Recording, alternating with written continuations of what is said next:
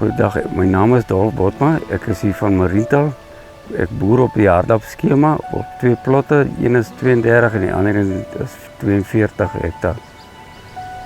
Wat ons doen, ons plant lucerne en akkerbone en koring.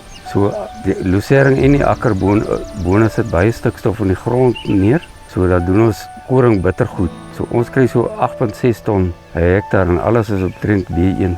So ons proteïene lê by 14 dae goed op.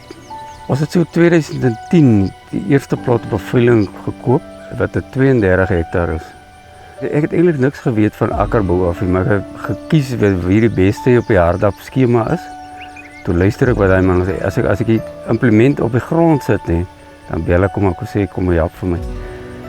Ons werk met 'n vloedbesproeiing, so ons het 'n kanaal en dan het ons 'n gevelpype wat ons dit mee uitlei. Ons lei so 110 mm omtrent elke 8ste dag as ons nou in 'n siklus loop.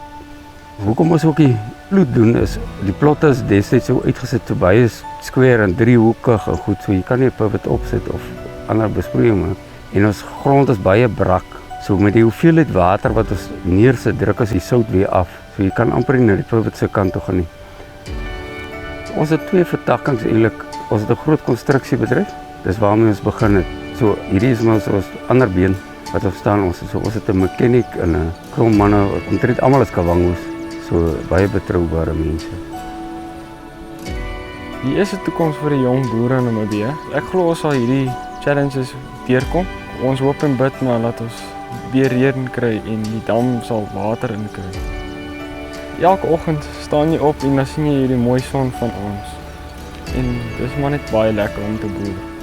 Om 'n boer te wees in hierdie land.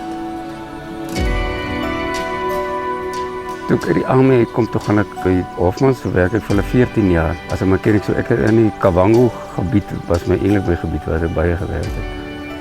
Ons was op soek na 'n baler, wat ek het begin op vir 'n melkplaas lucerne te lewer. Ek het 'n kwotasie toe gekry by Hofmans en ek het dit ingegee by die bank en hulle het my gou gehelp deur die finansiële sy van John Deere.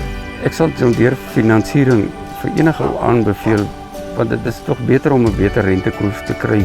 Met die laaste trekker wat ek gekoop het, met 'n minimale deposito betaal ek maar 5% rente. So dit was eintlik baie goed.